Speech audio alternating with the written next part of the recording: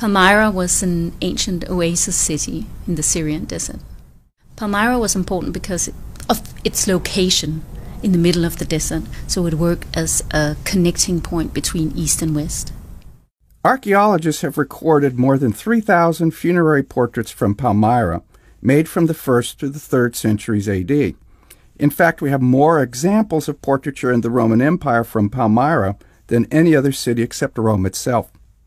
The portrait busts from Palmyra are representations of individuals. That's what makes them extremely interesting, because they actually give us the names and the family connections of these deceased people. In the case of a funerary portrait, you experience how an individual wanted to be remembered after death. So the Palmyrene portraits provide us with interesting insights into the identity of ancient Palmyrans. Well, originally they were put up as closing slabs in front of burial niches in the monumental tower tombs, underground hypogea, and also the so-called temple tombs. There are 5 levels of portraits, and these would have been closely adjusted technically, so in the way that they were actually done, to where in the grave that they ended up being positioned. These ancient faces, on the one hand, have a very modern look to them. On the other hand, they are quite stylized and made in a very unique Palmyrene style. You recognize these as Palmyrene no matter where you encounter them. The funerary bust would originally have been brightly colored, and some of them would even have had gold leaf. The richer that Palmyra gets through trade, the more elaborate these busts also become. The beauty of Palmyra came from an elite grave, so one of these temple tombs, and it's a unique piece of evidence for how lavish these busts could actually be. The jewelry is extremely detailed, so the bust is wearing 7 necklaces. They are all different. The same goes for the headgear, so there are a lot of different jewelry attached to the headgear and textiles. The eyes would originally have been inset in colorful glass paste, adding to the overall high quality of this piece. It shows a very sensitive modeling, which reflects the Greco-Roman influence that we find in Palmyran portraits.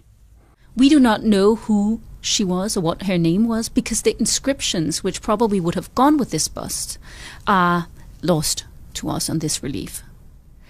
The funerary busts are not only interesting to look at from the front. They're very interesting to look at from all sides.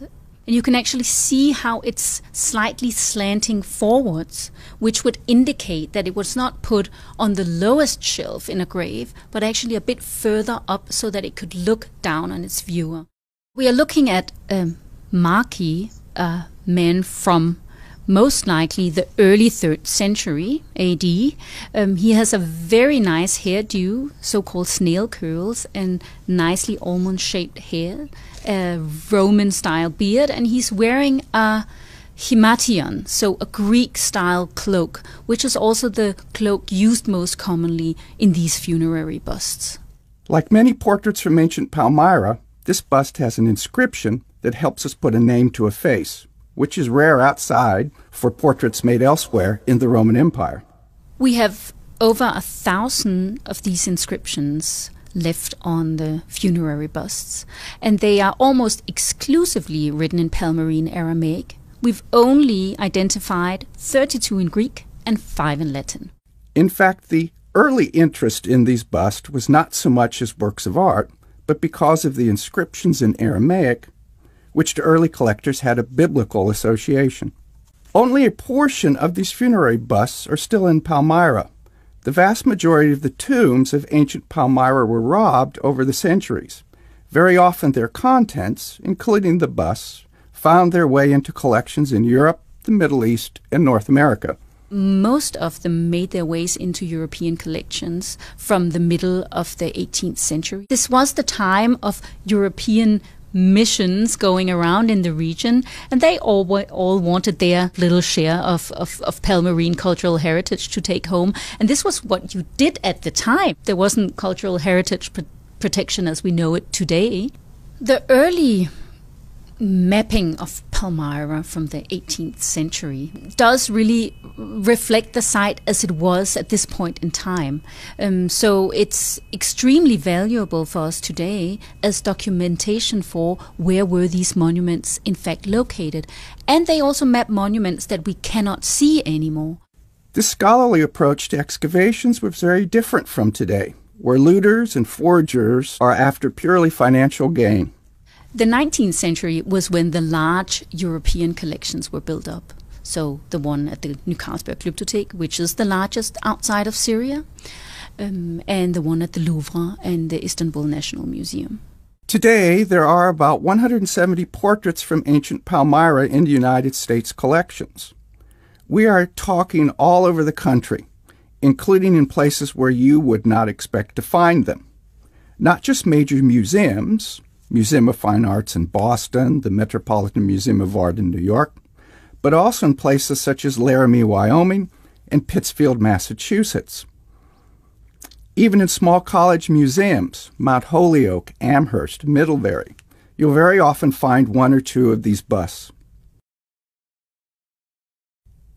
The Syrian conflict has changed everything in Palmyra. Its monuments and art have been destroyed, and research on the ground is impossible. But even despite the war, scholars have made many advances in understanding ancient Palmyra in the last 5 to 10 years. Art historians, archaeologists, historians, epigraphers, scholars of religion, all are coming together and creating a larger view of ancient Palmyra in its social and cultural context. Scholarship on Palmyra matters because scholars also can communicate to a broader audience about the importance of these sites, which are not alive today, but which should be brought alive because the past tells us a lot about the present.